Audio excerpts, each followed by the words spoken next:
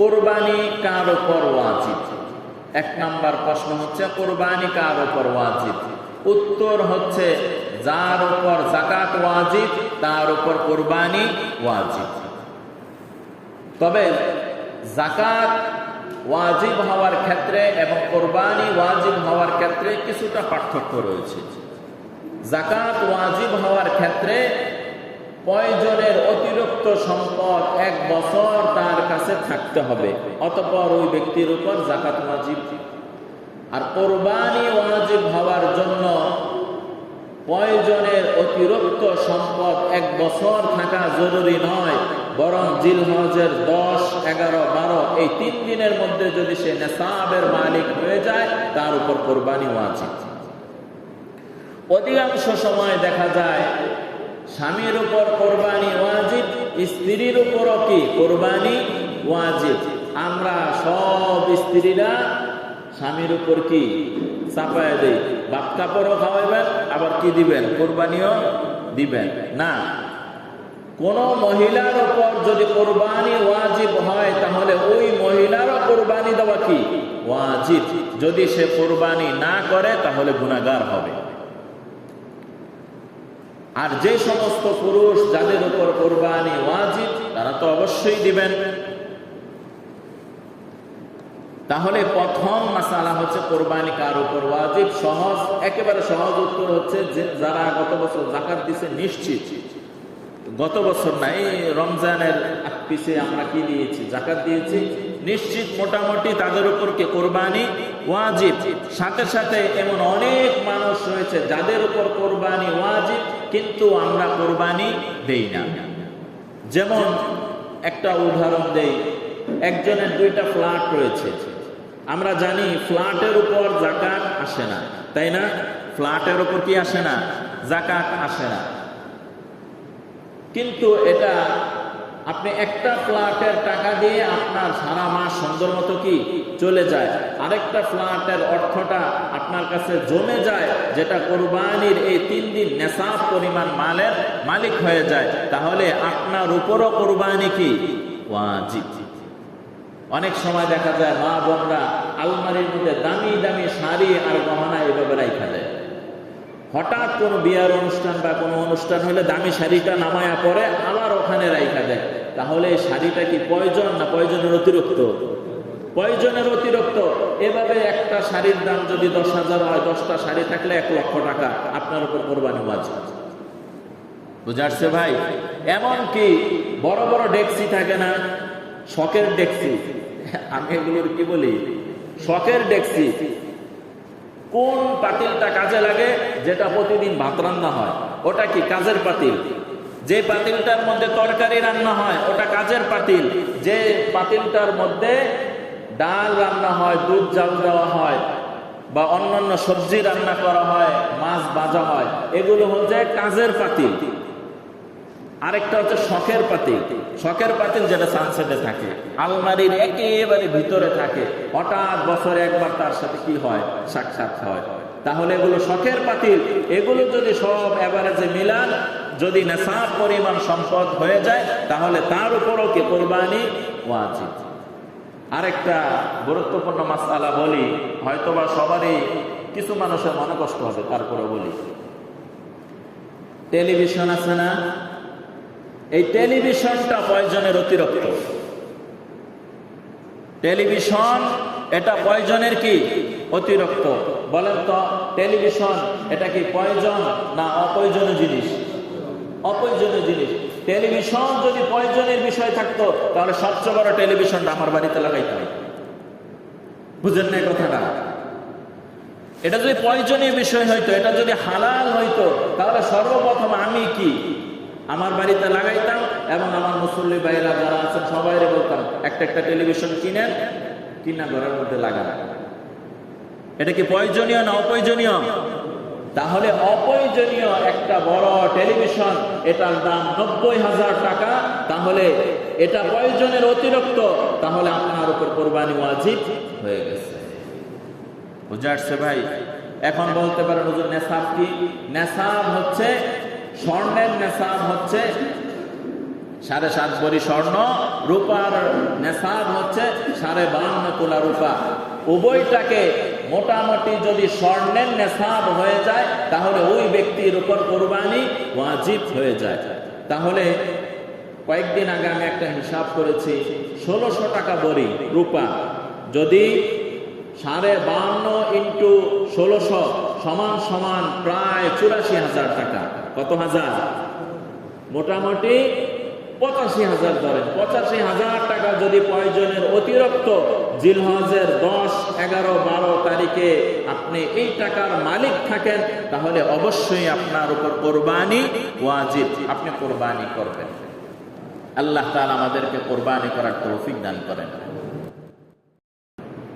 জিলহজ মাস অত্যন্ত গুরুত্বপূর্ণ একটি মাস। এই মাসের মধ্যে জিলহজের প্রথম যে দশক রয়েছে, এই প্রথম দশক আল্লাহ তাআলার কাছে অত্যন্ত প্রিয়। এই কারণে জিলহজের এই 10টা দিনের ব্যাপারে পবিত্র কোরআনুল কারীমের একটি সূরার শুরুর অংশ আলোকপাত করা হয়েছে। ওয়াল ফাজরি ওয়া লায়ালিন আশর ওয়াশ-শাফঈ ওয়াল ওয়াতর ওয়াল লাইলি ইযা ইয়াসর। আল্লাহ তাআলা ফজরের কসম করেছেন, রাতের শেষ অংশের কসম করেছেন, করে 10টা দিনের কসম করেছেন। 10টা দিন। অধিকাংশ মুফাসসিরিনে কেরাম বলেন এই 10 দিন দ্বারা কোন 10 দিন এবং 10টি রাত্র দ্বারা কোন 10টি রাত্র। অধিকাংশ মুফাসসিরিনে কেরাম বলেন এই যে 10টি দিনের কথা বলল, এই 10টি দিনের মধ্য থেকে প্রথম যেই 10টা দিন রয়েছে, এই 10টা দিন হচ্ছে জিলহজ মাসের প্রথম 10 দিন। এবং কিছু সংখ্যক মুফাসসিরিনে কেরাম বলেন এই 10 দিনের কসম বলতে কোন 10 দিন? এটা হচ্ছে রমজানুল মুবারকের শেষ 10 দিন। এবং এই 10 দিনের ব্যাপারে রসুলের অসংখ্য হাদিসও রয়েছে। আল্লাহ রসুল বলেছেন জিলহজের প্রথম 10 দিনের অনেক সবচাইতে বেশি ফজিলত। আবার রমজানুল মুবারকের শেষ 10 দিনের ক্ষেত্রেও বলেছেন রমজানুল মুবারকের শেষ দশক সবচেয়ে বেশি ফজিলত। তাহলে 2 ধরনের কথা হয়ে গেল না? 2 ধরনের বক্তব্য এক ব্যক্তি থেকে বের হয়েছে। তাহলে সামঞ্জস্য কিভাবে করবেন? মুহাদ্দিসিনে কেরাম এই উভয় হাদিসকে সামঞ্জস্য করেছেন এভাবে যে ফজরের কসম ওয়াল ফাজর, ফজরের কসম, ওয়া লায়ালিন আশর, 10টি রাত্রের কসম, ওয়াশ-শাফঈ ওয়াল ওয়াতর, জোর এবং বেজরের কসম। অধিকাংশ মুহাদ্দিসিনে কেরাম ওই হাদিসের ব্যাখ্যা করতে গিয়ে বলেন দিন সমূহের মধ্য থেকে জিলহজের প্রথম 10 দিনের ফজিলত বেশি। সুবহানাল্লাহ।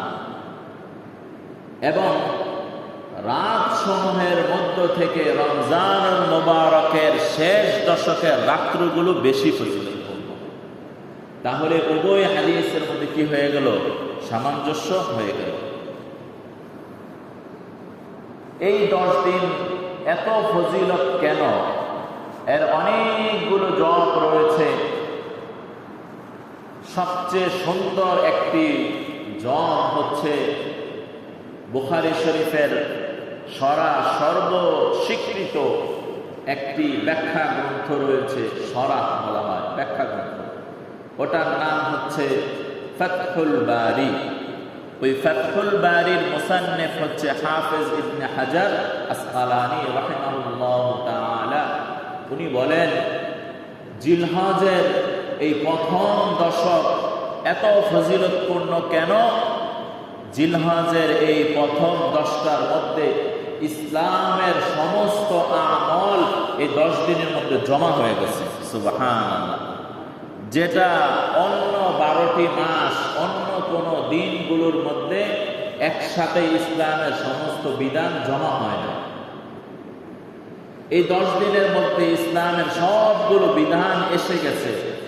পালনীয় বিষয়গুলো তিনি এমন এক ব্যাখ্যা করেছেন, আসলেই এটা এসে গেছে। পক্ষান্তরে অন্যান্য গুরুত্বপূর্ণ যে দিনগুলো রয়েছে ওগুলোর মধ্যে ইসলামের একটা বিধান পাওয়া গেলে অন্য আরেকটা গুরুত্বপূর্ণ বিধান পাওয়া যায় না। যেমন রোজা যে ফরজ, এটা কি শুধুই তো রমজান মাসে না অন্য কোনো মাসে? অন্য কোনো মাসে রোজা কি না ফরজ না, কিন্তু নফল সুন্নত আছে। রমজানে ফরজ, কিন্তু রমজানে কি হজ আছে নাকি? রমজান হজ ফরজ, হজ কেউ ফরজ হজ করলে হবে? হবে না।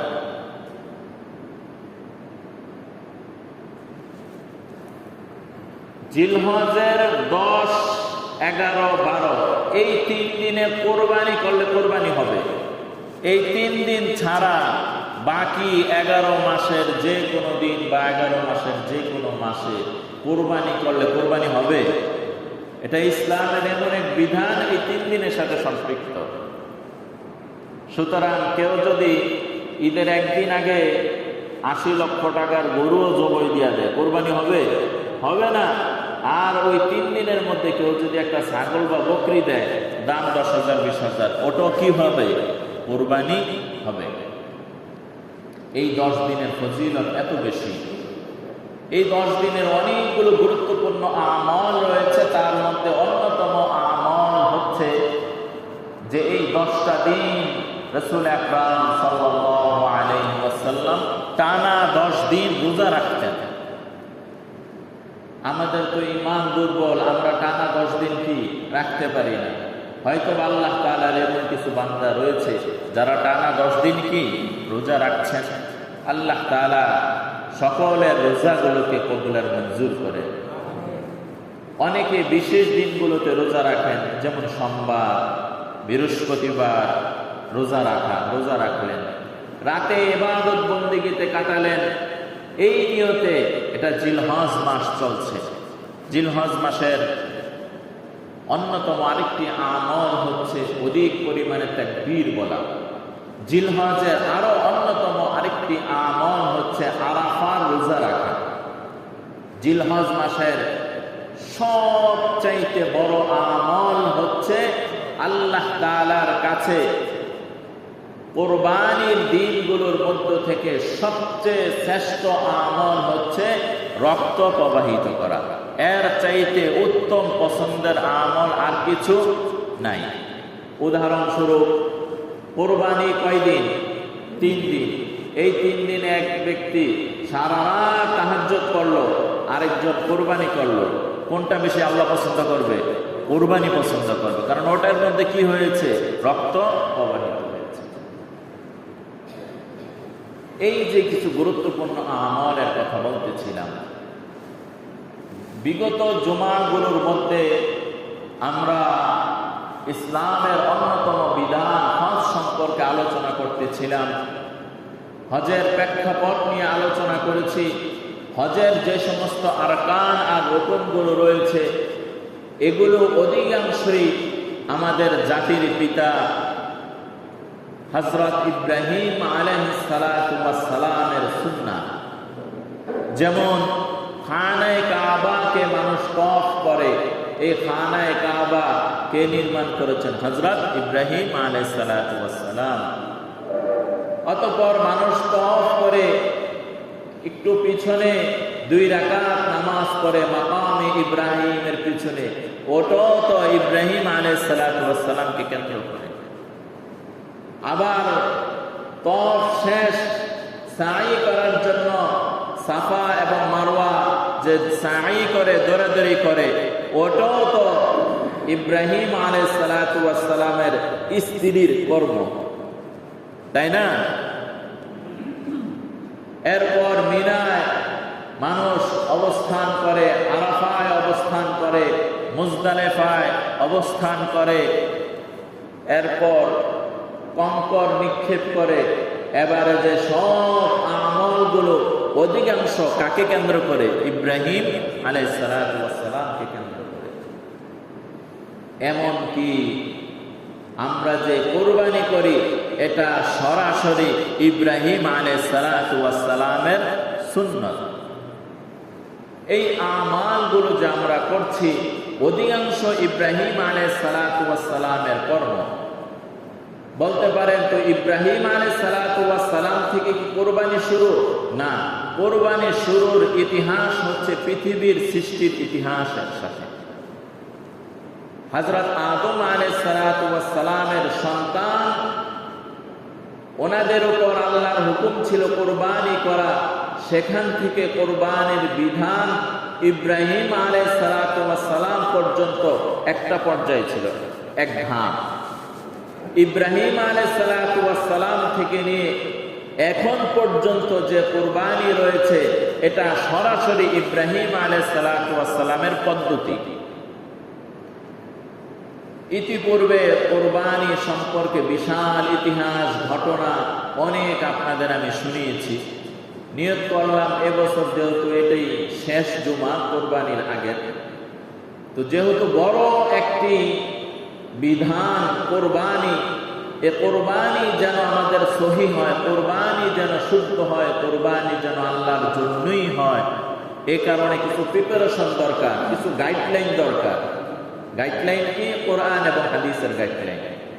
কোরবানি এটা কি কোনো খেলতামাশা না, ইবাদত? বলেন না ভাই, কোরবানি এটা ইবাদত, এটা কোনো অনুষ্ঠান না, এটা ইবাদত। তাহলে ইবাদত করতে হবে কি মন গড়া না কোরআন হাদিস অনুযায়ী? তো এই কোরবানির ক্ষেত্রে আমাদের অধিকাংশ মানুষের মন গড়া আমল চলে। মন গড়া আমল কি? কোটি টাকার মালিক, এত কিছু জানার দরকার আছে, লোক পাঠাই দিলাম, গরু কিনালে কোরবানির দিন জবাই কর, এবার গোস্ত খা জনমের মতন। অনেকের আবার এরকম সারা বছর তো গোস্ত খাই না, কোরবানিতে কি খাবো? গোস্ত খাবো। তাহলে ইবাদত তো ইবাদত হলো না, ইবাদত হলো বক্ষণ হয়ে গেল, খাদ্য হয়ে গেল। তো এই উম্মতের জন্য কোরবানি একটা মেহমানদারি। পূর্বের জামানার কোরবানি ওই অংশ খাওয়া জায়েজ ছিল না। আল্লাহ তাআলার দয়া আর অনুগ্রহ এই উম্মতের উপর যে কোরবানি করবে আল্লাহ সন্তুষ্টির জন্য, আর ওই যেটা কোরবানি করবে ওটা আল্লাহর পক্ষ থেকে মেহমানদারি, নিজেরা খাও অন্যকে দাও, কোনো সমস্যা নেই। সুবহানাল্লাহ। যদি এরকম আদেশ হইতো 3 লক্ষ টাকা দিয়ে কোরবানি দিবেন, কোরবানি দিয়ে এক পিস গোশত আপনি খাইতে পারবেন না, হইতে পারতো কিনা? আগের হুকুম তো এমনই ছিল। তো আল্লাহ তাআলা আমাদের জন্য সহজ করেছেন, কিন্তু এই সহজটা যেন আমরা সুযোগ না মনে করি, সহজতা যেন আমরা কি না মনে করি? সুযোগ না মনে করি, এটার জন্য ইবাদত মনে করি। আল্লাহ তাআলা আমাদেরকে সে তৌফিক দান করে। আমাদের কোরবানিগুলো যেন সুন্দর হয়, এই ব্যাপারে আমি অত্যন্ত গুরুত্বপূর্ণ প্রায় 40টা মাসআলা বলবো। কয়টা মাসআলা? 40টা মাসআলা। সময় রয়েছে 20 মিনিট। এতটুক সময়ের মধ্যে যে মাসআলাগুলো বলবো এটা এই কারণে, যদি আপনাকে জিজ্ঞেস করি 5টা বলেন, বলতে পারতেন না। তাহলে এতগুলো মাসআলা বলার দরকারটা কি হুজুর? প্রশ্ন হইতে পারে কিনা, এতগুলো মাসআলা কি মনে থাকবে? হ্যাঁ, এতগুলো মাসআলা হয়তোবা 40টার মধ্যে একটা মাসআলা আপনার মনে কি ব্রেনে থাকবে, হয়তো অন্যের ব্রেনে এটা ক্যাচ করে দেয়। যখন আপনি আমলটা প্র্যাকটিক্যাল করবেন তখন যে কোনো গুরুত্বপূর্ণ একটি মাসআলা আপনার ব্রেনে কি করবে? টাচ করবে। হয়তোবা এই ভুলের কারণে আপনার কোরবানি বাতিল, আর মাসআলা জানার কারণে আপনার কোরবানি সহিহ। এ কারণে মাসআলা জানা জরুরি কিনা? অত্যন্ত জরুরি। আমি খুব সংক্ষিপ্তভাবে একটা একটা করে বলবো। আল্লাহ তাআলা আমাদের সকলকে ধৈর্যের সাথে শোনার তৌফিক দান করেন, মনোযোগের সাথে শোনার তৌফিক দান করেন। 1 নাম্বার হচ্ছে কোরবানি কার উপর ওয়াজিব? 1 নাম্বার প্রশ্ন হচ্ছে কোরবানি কার উপর ওয়াজিব? উত্তর হচ্ছে যার উপর যাকাত ওয়াজিব তার উপর কুরবানি ওয়াজিব। তবে যাকাত ওয়াজিব হওয়ার ক্ষেত্রে এবং কুরবানি ওয়াজিব হওয়ার ক্ষেত্রে কিছুটা পার্থক্য রয়েছে।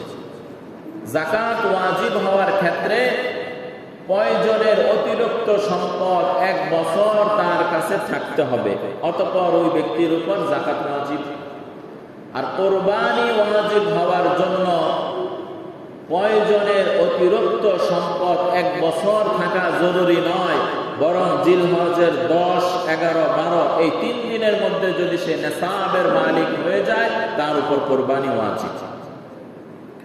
অধিকাংশ সময় দেখা যায় স্বামীর উপর কুরবানি ওয়াজিব, স্ত্রীর উপরও কি কুরবানি ওয়াজিব। আমরা সব স্ত্রীরা স্বামীর উপর কি চাপায় দেই, ভাত কাপড়ও খাওয়াইবেন আবার কি দিবেন, কুরবানিও দিবেন না। কোন মহিলার উপর যদি কুরবানি ওয়াজিব হয় তাহলে ওই মহিলারও কুরবানি দেওয়া কি ওয়াজিব। যদি সে কুরবানি না করে তাহলে গুনাহগার হবে। আর যে সমস্ত পুরুষ যাদের উপর কুরবানি ওয়াজিব তারা তো অবশ্যই দিবেন।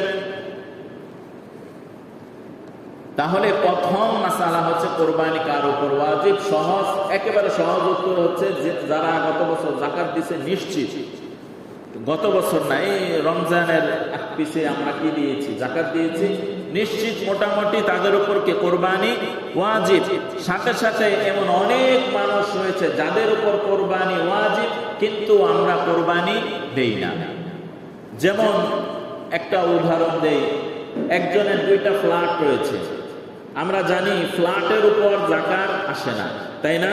ফ্ল্যাটের উপর কি আসে না, যাকাত আসে না। কিন্তু এটা আপনি একটা ফ্ল্যাটের টাকা দিয়ে আপনার সারা মাস সুন্দর মতো কি চলে যায়, আরেকটা ফ্ল্যাটের অর্থটা আপনার কাছে জমে যায়, যেটা কুরবানির এই 3 দিন নেসাব পরিমাণ মালের মালিক হয়ে যায়, তাহলে আপনার উপরও কুরবানি কি ওয়াজিব। অনেক সময় দেখা যায় মা বোনরা আলমারির মধ্যে দামি দামি শাড়ি আর গহনা এভাবে রাখা দেয়। হঠাৎ কোনো বিয়ার অনুষ্ঠান বা কোনো অনুষ্ঠান হলে দামি শাড়িটা নামায়া পরে আবার ওখানে রাখা দেয়। তাহলে শাড়িটা কি প্রয়োজন না প্রয়োজনের অতিরিক্ত? প্রয়োজনের অতিরিক্ত। এভাবে একটা শাড়ির দাম যদি 10,000 হয়, 10টা শাড়ি থাকলে 1 লক্ষ টাকা আপনার উপর কুরবানি ওয়াজিব। বুঝাচ্ছে ভাই? এমন কি বড় বড় ডেক্সি থাকে না, শখের ডেক্সি, আমি এগুলোর কি বলি শখের ডেক্সি। কোন পাতিলটা কাজে লাগে? যেটা প্রতিদিন ভাত রান্না হয় ওটা কি কাজের পাতিল। যে পাতিলটার মধ্যে তরকারি রান্না হয় ওটা কাজের পাতিল। যে পাতিলটার মধ্যে ডাল রান্না হয়, দুধ জাল দেওয়া হয় বা অন্যান্য সবজি রান্না করা হয়, মাছ ভাজা হয়, এগুলো হচ্ছে কাজের পাতিল। আরেকটা হচ্ছে শখের পাতিল। শখের পাতিল যেটা সানসেটে থাকে, আলমারির একেবারে ভিতরে থাকে, হঠাৎ বছরে একবার তার সাথে কি হয়, সাক্ষাৎ হয়। তাহলে এগুলো শখের পাতিল।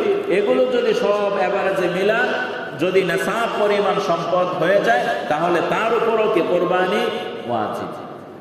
আরেকটা গুরুত্বপূর্ণ মাসআলা বলি, হয়তোবা সবারই কিছু মানুষের মনে কষ্ট হবে, তারপরে বলি।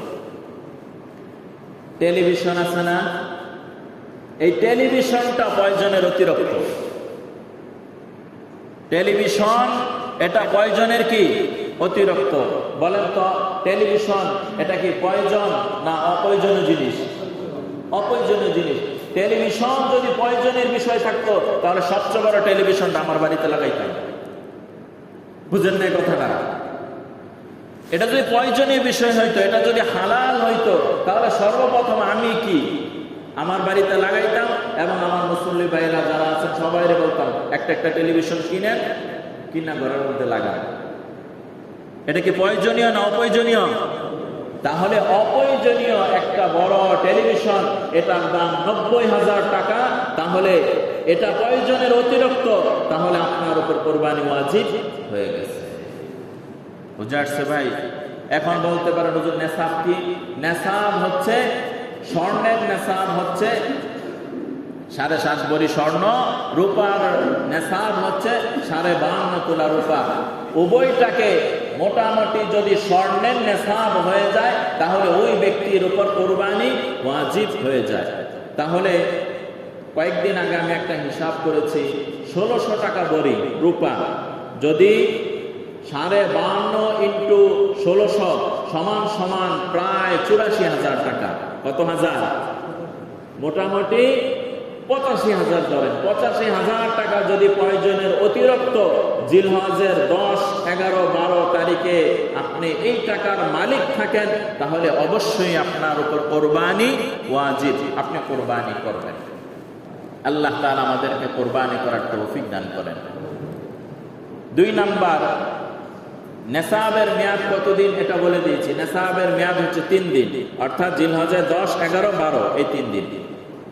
3 দিনের মধ্যে কোন দিন কোরবানি করা উত্তম? 3 দিনের মধ্যে প্রথম দিন কোরবানি করা উত্তম। যদি নাবালেগ নেশাবের মালিক হয় তাহলে কি কোরবানি ওয়াজিব হবে? অনেকে আছে বাবা ধনী, তো বাবা ছেলে নাবালেগ ছেলের নামও ব্যাংকে অ্যাকাউন্ট করে রেখে দিয়েছে, ওই নাবালেগ বাচ্চার অ্যাকাউন্টে কি অনেক টাকা জমে গেছে। অথবা নানা অথবা দাদা নাতিকে এমন সম্পদ দিয়ে দিল যেই সম্পদের কারণে ওই নাতির উপর কি হয়ে গেছে? কোরবানি ওয়াজিব হয়ে গেছে, অথচ নাতি নাবালেগ, তাহলে নাবালেগের উপর কোরবানি ওয়াজিব হয় না। অর্থাৎ ধনী বাচ্চা নাবালেগ, তার উপর কোরবানি ওয়াজিব নয়। তবে আত্মীয় স্বজন যদি চায় আমি তার পক্ষ থেকে, আমার ছেলের পক্ষ থেকে, মেয়ের পক্ষ থেকে দিতে চাই, কোনো সমস্যা নেই, দেওয়া যাবে। যদি নাবালেগ নেশাবের মালিক হয় তাহলে কোরবানি দেওয়া ওয়াজিব নয়।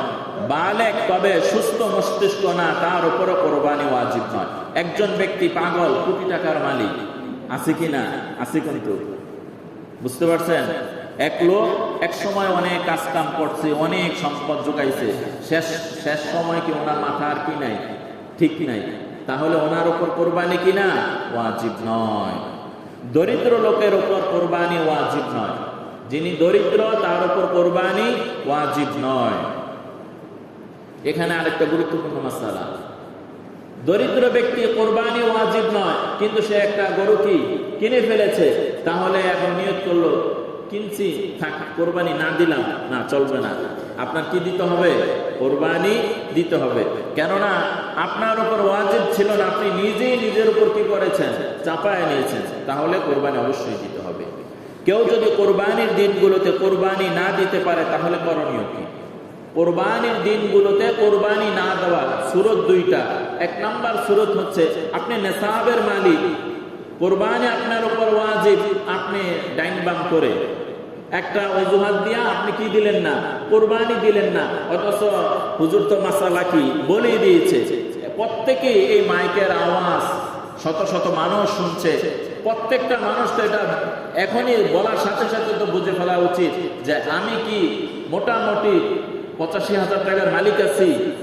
যদি বলেন হ্যাঁ আমি 85,000 টাকার মালিক কোরবানির এই দিনগুলোতে, তাহলে আপনার উপর কোরবানি ওয়াজিব ছিল, আপনি কোরবানি কি দেন নাই। তাহলে যদি আল্লাহর ভয় থাকে, কোরবানির পর জিলহজের এই 3 দিন যাওয়ার পর আপনার আল্লাহর ভয় হয়েছে, আহা রে কোরবানি তো জরুরি ছিল, আমি কোরবানি দিলাম না, এখন কি করব? তাহলে এখন কোরবানির একটা নাম, ন্যূনতম কোরবানি সই হয় কম দামে ছাগল, বেড়া, দুম্বা, এগুলোর একটা মূল্য আপনি কি করে দিবেন? সদকা করে দিবেন। আর কোনো ব্যক্তি যদি পশু কিনে, পশু কেনার পর কোনো কারণবশত এই 3 দিনের মধ্যে কোরবানি দিতে পারে নাই, তাহলে 4র্থ দিন উনি কি করবে? এই সম্পূর্ণ পশুটা সদকা করে দিবে। বুঝাচ্ছে ভাই? সম্পূর্ণ পশু সদকা করে দিবে। এখন এমন আরেকজন ব্যক্তি উনি পশু কিনছে, কারণবশত দিতে পারে নাই, এবং আজকের সে জুমার বয়ানও শুনে নাই, সে 4র্থ দিন কোরবানির ওই ছাগল বা গরু কি করেছে? জবাই করেছে। এখন কি করবে? এখন ওই জবাই করা গোশত পুরাটা আপনি সদকা করে দিতে হবে। উদাহরণস্বরূপ এখানে আরেকটা জটিল মাসালা আছে। আপনি একটা গরু কিনলেন 1 লক্ষ টাকা দিয়ে, 1 লক্ষ টাকা দিয়ে গরু কিনলেন। কেনার পর আপনি কোরবানির দিনগুলোতে কোরবানি দিলেন না, এর সময় অতিবাহিত হওয়ার পর কোরবানি দিলেন। দেওয়ার পর যখন আপনি জবাই করলেন, তো গোস্ত তো আপনি এক পিসও খেতে পারবেন না, এই পুরা গোস্তটা মাপবেন। মাপার পরে দেখলেন এখানে 90,000 টাকার গোস্ত হয়েছে। কত হাজার? আপনি গরুটা কিনছেন কত হাজার দিয়ে? 1 লক্ষ দিয়ে। তাহলে এই 90,000 টাকার গোস্ত সদকা করবেন, সাথে আরো 10,000 টাকা যোগ করা, ওই 10,000 টাকা কি করতে হবে? সদকা করতে হবে। কেননা আপনার জন্য বরাদ্দ হয়ে গেছিল 1 লক্ষ টাকা কি করা? কোরবানি করা। বুঝে আসছে ভাই? আল্লাহু আকবার। রাতে কোরবানি দিলে কোরবানি হবে কিনা, হয়তো বা কোনো কারণবশত ব্যক্তি ব্যস্ততার কারণে দিনে কোরবানি দিতে পারে নাই, রাতে কোরবানি দিলে কোরবানি হবে কিনা? হ্যাঁ, রাতে কোরবানি দিলে কোরবানি হবে। জিলহজের 10 এবং 11 তারিখের রাতে। 12 তারিখের রাতে কোরবানি দিলে হবে? হবে না, কারণ 12 তারিখ দিন যায়, রাত্রে আবার কত তারিখ হয়ে যাবে? 13 তারিখ হয়ে যাবে। এই বিষয়টাও খেয়াল করতে হবে। কোন কোন পশু দিয়ে কোরবানি করা যাবে? হযরত আলী রাদিয়াল্লাহু তাআলা আনহু থেকে বর্ণিত, একবার আল্লাহ রাসূল পাঠাইলেন, যাও একটা কোরবানির জন্য পশু নিয়ে আসো। এবং আল্লাহ রাসূল বলে দিলেন যে ঠিক আছে, পশুটা যে কিনবা এটা যেন অনেক হৃষ্টপুষ্ট, দেখতে খুব সুন্দর হয়, এই ধরনের একটা গরু, এই ধরনের একটা খাসি দুম্বা তুমি কি করে নিয়ে আসো? ক্রয় করে নিয়ে আসো। সুতরাং আমরা যারা কোরবানির পশু বাছাই করব, বাছাই করার ক্ষেত্রে প্রথম উচিত হবে কোরবানি দাতা নিজে হাটে যাবেন। হাটে যায় দেখা যেটা একেবারে আপনার মনে ধরছে এরকম একটা গরু বা মহিষ বা ছাগল দুম্বা আপনি কিনে নিয়ে আসবেন। আর একান্ত কোনো কারণবশত যদি যেতে না পারেন, যিনি যাবে আপনার পক্ষ থেকে ওনাকে বলে দিবেন ভালো মানের, যেটা দেখতে সুন্দর ভালো এরকম একটা গরু নিয়ে আসবেন। বলতে পারেন হুজুর বাজেট তো কম, বাজেট 1 লাখ, 3 লাখের টাকা সুন্দর কাজ হবে না। তাহলে কি করবেন? 1 লাখের মধ্যে যেটা সুন্দর ওটাই আপনি কি করবেন? বাছাই করবেন, যেন দেখতে কি হয়? সুন্দর হয়। পশুর বয়স সীমা কত হতে হবে? এবং অনেক সময় শুনি দাঁত দেখা, অর্থাৎ দাঁত কয়টা? পশু যখন কিনতে যান তখন ওই মুফতি সাহেবের চাইতে ওই গরুর ব্যাপারে কি মাসালা কি মোটামুটি ভালোই জানে, এমন এক ঝাড়ি মেরে দিব, আপনি দুধ করে লয়ে আসা করবেন। কিন্তু আপনার মাসালা জানা নাই, এই যে পশুটা কিনলাম এই পশুটার বয়স কত হতে হবে? তো উত্তর হচ্ছে উট এর ক্ষেত্রে বয়স সীমা হচ্ছে 5 বছর। কত বছর? সবাই তো বললেন না। উট তো কোরবানি দাতা খুব কম। এবার আসি গরু। গরুর 2 বছর। গরুর বয়স কত বছর হতে হবে? 2 বছর। আর ছাগলের ক্ষেত্রে বয়স হতে হবে 1 বছর। ছাগলের ক্ষেত্রে বয়স 1 বছর। ভেড়া দুম্বা এগুলোর ক্ষেত্র 1 বছর হতে হবে। তবে ভেড়া দুম্বার ক্ষেত্রে একটু শিথিলতা রয়েছে, অর্থাৎ ভেড়া দুম্বা যদি দেখতে 1 বছরের মনে হয়, অর্থাৎ এটা বেশি খেয়ে মোটা তাজা হয়ে গেছে, দেখতে 1 বছর কিন্তু বয়স কি হয়নি, এখনো 1 বছর হয় নাই, 6 মাস 7 মাস 8 মাসে দেখতে মোটা তাজা হয়ে গেছে, তাহলে ওই ভেড়া আর দুম্বা দিয়েও কি হবে? কোরবানি সহি হবে।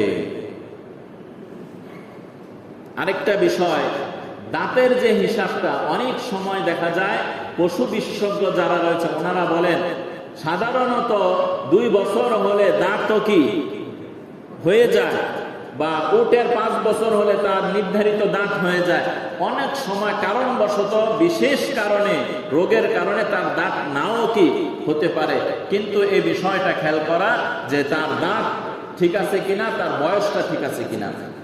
এরকম অনেক সময় হয়ে যেতে পারে বিক্রেতা আপনাকে বলল যে এই গরুটার বয়স কত, জিজ্ঞেস করলেন, বিক্রেতা বলে দিল বয়সটা 2 বছর, 2 বছর 2.5 বছর আমি নিজে পালছি। বাড়িতে আনার পর কিছু মানুষ কিন্তু বুঝে, গরু দেখলে বুঝে, দেখে তো বললো এই গরুর তো 2 বছর হবে না, এই গরুর বয়স 1 বছর হবে। অধিকাংশই মানুষ বলতেছে এই গরুর বয়স কি হবে? 1 বছর হবে। আপনি খুব যাচাই বাছাই করলেন যে এই গরুর বয়স কি 1 বছরই, তাহলে মিথ্যা কথা কে বলছে? ব্যাপারী বলছে না? তাহলে ব্যাপারী তো গুনাহগার হবে, আর এই 1 বছরের গরু দিয়ে কোরবানিও কি হবে না, আপনার সহি হবে না।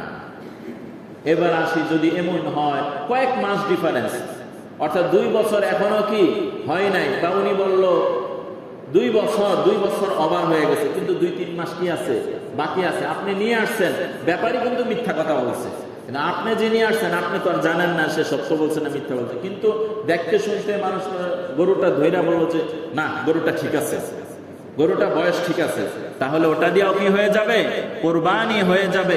কিন্তু মিথ্যা বলার কারণে গুনাহগার কে হবে, ব্যাপারী হবে। ব্যাপারীরা আমার এই ওয়াজটা শুনলে সেটা কি হইতো, কাজ হইতো। তবে আপনারা যারা কিনবেন এই ব্যাপারে খুব সতর্ক থাকবেন। শরীক সর্বোচ্চ কতজন হতে হবে? শরীক সর্বোচ্চ 7 জন হতে পারে, এর বেশি না। কিন্তু একজন দেওয়াই উত্তম, একজন দেওয়াই কি উত্তম।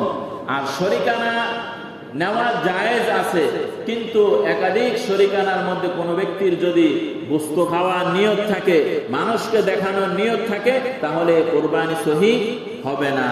এ কারণে শরিক নেওয়ার ক্ষেত্রে খুব যাচাই বাছাই করে নেওয়া। গোশত বন্টনের ক্ষেত্রে কম বেশি হলে কোরবানি সহি হবে না। অর্থাৎ আপনারা 2 ভাই মিলে কোরবানি দিলেন, বড় ভাই অনেক ধনী, ছোট ভাই গরিব, বললেন যে যা, আমি তো ধনী, আমি অল্প নিলাম, তোরে বাকিটা কি দিয়ে দিলাম, এরকম না। যদি শরিক হয়, উভয় শরিক কি হবে, সমান সমান ভাগ হবে। আন্দাজে গোশত বন্টন করা কি হবে না, জায়েজ হবে না। মাপটা বন্টন মালিককে ওই তার প্রাপ্য বুঝিয়ে দিতে হবে, অতঃপর মালিক যদি তার থেকে দেয় সেটা কি হবে, হাদিয়া হবে, ভিন্ন কথা। 13 নাম্বার, শরীকের কারো গোশত খাওয়ার নিয়ত থাকলে বলেন তো কোরবানি হবে? এটা তো বলা হয়েছে। কোরবানি পশুতে আকিকা দেওয়া যাবে কিনা? হ্যাঁ, কোরবানি পশুতে আকিকা দেওয়া যাবে। শরীকদের মাঝে কারো পুরা আংশিক হারাম, তাহলে কারো কোরবানি হবে না। একজন শরীক 3 জনে মিলে কোরবানি দিবেন, এর মধ্যে থেকে 2 জনের টাকা হালাল আপনার জানা আছে, আরেকজনের টাকার ব্যাপারে আপনার সন্দেহ আছে, তার অধিকাংশ হারাম। যদি এরকম জানতে পারেন তাহলে ওই ধরনের শরিক আপনারা কি নিবেন না। আর যদি আংশিক হারাম থাকে, আপনি জানেন না, তাহলে সবার কোরবানি কি হবে, বাতিল হয়ে যাবে। এ কারণে শরিক নেওয়ার ক্ষেত্রে খুব সতর্ক থাকা। গরু, মহিষ, উট একা কোরবানির নিয়তে ক্রয় করার পর শরিক নেওয়া যাবে যদি ব্যক্তি ধনী হয়। ধনী ব্যক্তি একটা গরু কিনে ফেলেছে, কিনে নেওয়ার পর চিন্তা করলো আমি একা নিলাম, ঠিক আছে, আমার ভাই তো ঘুরে ঘুরে গরু পাই নাই, ঠিক আছে, আমার সাথে কি হয়ে যাও, তুমি শরিক হয়ে যাও, তাহলে শরিক নেওয়া যাবে। আর গরিব মানুষ যদি কিনে, তাহলে শরিক নেওয়া যাবে না। কোন ধরনের পশু নির্বাচন করা উত্তম? উত্তম হৃষ্টপুষ্ট কোরবানির পশু বাছাই করতে হবে। শিং ছাড়া পশু দিয়ে কোরবানি করা যাবে কিনা? না, শিং ছাড়া পশু দিয়ে কোরবানির এর অর্থ হচ্ছে কোন পশু যদি জন্মগতভাবে শিং না হয়, তাহলে ওই পশু দ্বারা কি হবে, কোরবানি হবে। আর যদি ওই বিভিন্ন দেশ থেকে যে এই পশুটা আনে, কোন কারণবশত তার হাড় ভেঙে গেছে এবং তার মগজের মধ্যে কি হয়েছে, ক্ষতিগ্রস্ত হয়ে গেছে, তাহলে ওই পশু দ্বারা কোরবানি হবে না। কিন্তু আংশিক যদি একটু শিং ফাটা ফাটা থাকে, তাহলে কোনো সমস্যা নেই। লেজ কাটা, কান কাটা পশু দিয়ে কোরবানি করা যাবে কিনা? লেজ কাটা, কান কাটা এই ব্যাপারে যদি অধিকাংশ ক্ষত থাকে, অর্থাৎ একটা লেজের পরিমাণ ধরেন 4 ফিট, তাহলে যদি 1 ফিট না থাকে, তাহলে 3 ফিট আছে, তাহলে বেশি আছে, তাহলে এটা দিয়ে কি হবে, কোরবানি হবে। লেজের পরিমাণ 4 ফিট, 3 ফিট নাই, 1 ফিট একটু আছে, তাহলে ওটা দিয়ে কি হবে না, কোরবানি হবে না। কানের ক্ষেত্রে আল্লাহু আকবার। পশুকে জবাই করবে, পশু কোরবানি দাতা নিজে জবাই করা উত্তম। তবে যদি তার জবাইয়ের পদ্ধতি সিস্টেম জানা না থাকে, তাহলে অভিজ্ঞ ব্যক্তির মাধ্যমে জবাই করে নিবে। এই ক্ষেত্রে জবাইয়ের মাসালাগুলো ঈদের দিন ইনশাআল্লাহ বলবো। মৃত ব্যক্তির পক্ষ থেকে কোরবানি করা যাবে কিনা? হ্যাঁ, মৃত ব্যক্তির পক্ষ থেকে কোরবানি করা যাবে, কিন্তু মৃত ব্যক্তি যদি ওসিয়ত করে যায়, তাহলে ওই ওসিয়তকৃত গোশত খাওয়া যাবে না। বুঝাচ্ছে ভাই? ওসিয়তকৃত গোশত খাওয়া যাবে না। অনুমান করে বন্টন করা যাবে? বলেন তো, সবাই বললেন না তো, যাবে না। গোশত বন্টনের নীতি কি? পুরা গোশত খেয়ে ফেললেও কোনো সমস্যা নেই, তবে সাধারণত 3টা যদি ভাগ করেন এটা সবচেয়ে উত্তম হবে। গোশত চর্বি বিক্রি করা যাবে? বলেন না ভাই, বলেন, যাবে না।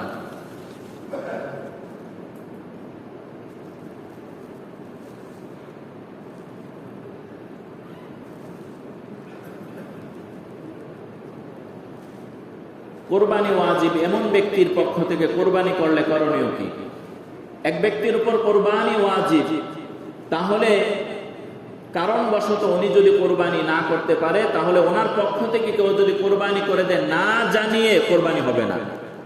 বুঝতে পারছেন? আর যিনি যার উপর কোরবানি ওয়াজিব কারণবশত করতে পারে না, উনি আরেকজনকে জিম্মাদার বানায় দিলেন যে আমার পক্ষ থেকে আপনি কি দেন, কোরবানি দেন, তাহলে কোরবানি আদায় হয়ে যাবে। কোরবানি ওয়াজিব এমন ব্যক্তি যদি ঋণ নিয়ে কোরবানি করে, তাহলে তার হুকুম কি? তাহলে তার কোরবানি হয়ে যাবে। কোনো ব্যক্তির কাছে যেমন কথার কথা 1 লাখ ডিপোজিট করেছে, তার ব্যাংকে নির্ধারিত টাকা প্রায় ধরেন 4 লক্ষ টাকা জমা হয়েছে, 5 বছর মেয়াদ, 4 বছর অতিবাহিত হয়েছে, সে চাইলে ওই টাকাটা এখন কি নিতে পারেন, একটা রুল আছে। কিন্তু তার উপর কোরবানি ওয়াজিব, এখন সে যদি ঋণ করে কোরবানি দেয়, তাহলে কোরবানি কি আদায় হবে। কিন্তু সুদে টাকা নিয়ে যদি কোরবানি দেয়, তাহলে এই কোরবানি আদায় হবে না, কোরবানি আদায় হবে না, এবং ওই গোশত খাওয়া যাবে না। পাগল পশু দিয়ে কোরবানি করলে কোরবানি হবে না। অনেক সময় দেখা যায় পাগল গরুর একটা স্বাভাবিক চলা আছে, এটা যদি একেবারে অস্বাভাবিক হয়, তাহলে কোরবানি দ্বারা কি হবে, এই গরু দ্বারা কি হবে না, কোরবানি হবে না। নবী করিম সাল্লাল্লাহু আলাইহি সাল্লামের নামে কোরবানি দেওয়া যাবে কিনা? হ্যাঁ, রাসূল সাল্লাল্লাহু আলাইহি সাল্লামের নামে কোরবানি দেওয়া উত্তম। কি উত্তম? আল্লাহ রাসূল হযরত আলী রাদিয়াল্লাহু তাআলা আনহুকে বলেছেন, আমার নামে তুমি কোরবানি দাও। রাসূলের ইন্তেকালের পর হযরত আলী রাদিয়াল্লাহু তাআলা যতদিন বেঁচে ছিলেন, শ্বশুরের নামে কি দিয়েছেন, কোরবানি দিয়েছেন। এ কারণে রাসূলের নামে কোরবানি দেওয়া কি উত্তম। সামর্থ্যবান যারা আছে, এরা তো পুরো যদি সম্ভব হয় একটা গরুই কি রাসূলের নামে দিয়ে দিবেন, বা একটা খাসি রাসূলের নামে দিয়ে দিবেন। আর যদি এমন হয় আপনারা 6 জনে মিলে কি করেছেন, গরুটা কিনছেন, আরেকটা বাঘ দেওয়া যায়, তো ওই বাঘটা রাসূলের নামে কি দিয়ে দিবেন। বিদেশে অবস্থানকারী ব্যক্তির করণীয় কি? এক ব্যক্তি বিদেশে রয়েছে, ওই ব্যক্তি বাংলাদেশে তার আত্মীয় স্বজনের কাছে টাকা পাঠিয়ে দিবে, আত্মীয় স্বজন কোরবানি দিলে কোরবানি আদায় হয়ে যাবে। পশুর চামড়ার বিধান কি? পশুর চামড়া যদি নিজে দাওয়াত করে খেতে পারবে, কিন্তু বিক্রি করা যাবে না, দান করে দেওয়াই উত্তম। কোরবানির দিনে হাঁস মুরগি জবাই করা যাবে কিনা বলেন তো দেখি, বলেন। হ্যাঁ, অনেকে কইছে যাবে, অনেকে কইছে যাবে না। হ্যাঁ শুনেন, কোরবানির দিনে কোরবানির নিয়তে হাঁস মুরগি জবাই দেওয়া যাবে না। বুঝে আসছে ভাই? যে আমি তো গরু দিতে পারলাম না, গরিব মানুষ, এবার নিজের পালা মুরগিটা কি জবাই করে দেয়, তাহলে কি দেওয়া, তাহলে এটা কি হবে না, জায়েজ হবে না। কিন্তু কোনো ব্যক্তি গরুর গোশত তার অনেক স্বাস্থ্যকর সমস্যা রয়েছে, তাহলে ওই ব্যক্তি কোরবানির দিনে তার জন্য যদি মুরগির ব্যবস্থা করা হয়, হাঁসের ব্যবস্থা করা হয়, এতে কি নাই, কোনো সমস্যা নাই। অনেকে তো আমি ছোটবেলায় শুনেছি কোরবানির এই 3 দিন হাঁস মুরগি কি জবাই দেওয়া যাবে না, কেউ যদি জবাই দিছে তাহলে তার কি আছে, খবর আছে না। কয়জনে হাঁস মুরগি জবাই দেওয়া যাবে, কোনো সমস্যা নাই। জীবিত ব্যক্তির পক্ষ থেকে কোরবানি করা যাবে কিনা? হ্যাঁ, জীবিত ব্যক্তির পক্ষ থেকে কোরবানি করা যাবে। মুসাফির ব্যক্তির উপর কোরবানি ওয়াজিব কিনা? মুসাফির ব্যক্তির উপর কোরবানি ওয়াজিব নয়, তাহলে সব সফরে বের হয়ে যাবেন। হ্যাঁ, কোন ব্যক্তি যদি সফরে থাকে কারণবশত, তাহলে তার উপর কি হবে না, কোরবানি ওয়াজিব হবে না। আর যদি অবস্থান করে নিজ স্থানে, নিজ এলাকায়, তাহলে অবশ্যই কোরবানি দিব। এই পর্যন্ত প্রায় 40টা মাসআলা বলে ফেলেছি। এই কোরবানির মাসআলার ব্যাপারে শত শত কিতাব, শত শত মাসআলা রয়েছে। বলতে পারেন হুজুর এটা তো আপনি বললেন না, সব তো বলা কি না সম্ভব না। এ কারণে গরু ক্রয় করার ক্ষেত্রে কোরবানি দেওয়া পর্যন্ত, এটা যেহেতু একটা ইবাদত, এটা কি ভাই ইবাদত, তাহলে ইবাদতের ব্যাপারে বিশেষজ্ঞ যারা, এদের কাছ থেকে জেনে আমরা ইবাদতটা সুন্দরভাবে পালন করব। আল্লাহ তাআলা আমাদেরকে সেই তৌফিক দান করেন। সর্বশেষ আমলের কথা হচ্ছে, আজকে কি বার? শুক্রবার। আগামীকাল কি বার? শনিবার। পরের দিন রবিবার। এর পরের দিন ঈদের দিন। তাহলে ঈদের আগের দিন হচ্ছে আরাফার দিন। 9 জিলহজ কি আরাফার দিন। আরাফার দিনের রোজার ক্ষেত্রে আল্লাহ রাসূল বলেন, মান সামা আরাফা আহতাসিবু আলাল্লাহি আন ইউকাফিরা সানাতাল্লাতী ক্বাবলাহু ওয়া বা'দাহু। আমি আশা রাখি কোন ব্যক্তি যদি আরাফার রোজা রাখে, আল্লাহ তাআলা তার পিছনের 1 বছরের গুনাহ, সামনের 1 বছরের গুনাহ মাফ করে দিবেন। তাহলে এখন রোজা রাখতে হবে হচ্ছে 9 জিলহজ, অর্থাৎ আমাদের এখানে সোমবারে ঈদ হলে রোজা রাখতে হবে কি বার দিন? রবিবার দিন। তাহলে রবিবার হচ্ছে আরাফার দিন, আরাফার দিন একটা রোজা রাখতে হবে। অনেকে বলতে পারেন হুজুর এই শনিবার দিন দেখতেছি মক্কার মানুষ সব আরাফায় অবস্থান করতেছে, আপনি বললেন কি রবিবার? বলতে পারি তো। তাহলে রাসূলের জামানা থেকে এর পরবর্তী জামানা পর্যন্ত এক দেশের অবস্থান আরেক দেশের অবস্থান এটা বলা ছিল না। এখন টেকনোলজির জামানা, একেবারে সরাসরি দেখতে পাচ্ছি। কিন্তু কোরআন এবং হাদিসের বিধান হচ্ছে, ইসলামের বিধানগুলো চাঁদের সাথে সম্পর্ক। বিধানগুলো কিসের সাথে সম্পর্ক? তো চাঁদের হিসাব যদি করি তাহলে রবিবারই কি আরাফার দিন। আর যেহেতু দেখতে পাচ্ছি হাজিরা মক্কা মদিনা অবস্থান করতেছে, আরাফায় অবস্থান করতেছে, কান্নাকাটি করতেছে, তাহলে এবং আল্লাহ রসুলের তো এমন অসংখ্য হাদিস রয়েছে যে আরাফার দিন রোজা রাখো যেদিন হাজিরা আরাফায় কি করতেছে? অবস্থান করতেছে। তাহলে সবচেয়ে উত্তম পদ্ধতি হচ্ছে শনিবার একটা রোজা রাখবেন, রবিবার একটা রোজা রাখবেন। তাহলে একা সব হাদিসের উপর কি হয়ে গেল ভাই? আমল হয়ে গেল। তাহলে আমরা 2টা রোজা অবশ্যই রাখবো, অবশ্যই না রাখার চেষ্টা করব। আর রবিবার দিন অবশ্যই কি রাখবো। অনেক ফজিলতপূর্ণ এবং ঈদের রাত্র অনেক ফজিলতপূর্ণ। এই দিনগুলোতে অধিক পরিমাণে বেশি করে তাকবীর তাহলিল করবেন এবং জিলহজের 9 তারিখ ফজরের পর থেকে আইয়ামে তাশরিকের আমল শুরু হয়ে যায়। মা বোনরা যারা ঘরে রয়েছেন তারাও অর্থাৎ আপনার রবিবার দিন ফজরের পর থেকে তাকবীরে তাশরিক কি হয়ে যাবে? শুরু হয়ে যাবে। আমরা যারা উপস্থিত রয়েছে আমাদের মা বোনদেরকে এটা বলে দিব। এবং ঈদের রাত্রে অনেকগুলো আমল রয়েছে, এর মধ্যে থেকে প্রায় সময় বলি আমলের কোন সিজন আসলে বিশেষ কিছু আমল করা, এর মধ্যে সালাতুত তাসবিহ আমল করতে পারি। ঈদের রাত্রে সালাতুত তাসবিহ আমল করতে পারি। পুরুষ যারা রয়েছেন আর আমার কাছ থেকে বিস্তারিত জেনে নেবেন। মা বোনরা যারা রয়েছেন আগামীকাল শনিবার দিন দুপুর 2টা থেকে 3টা পর্যন্ত মা বোনরা যারা রয়েছেন আমার বাড়িওয়ালার কাছ থেকে শিখে নিতে পারবেন।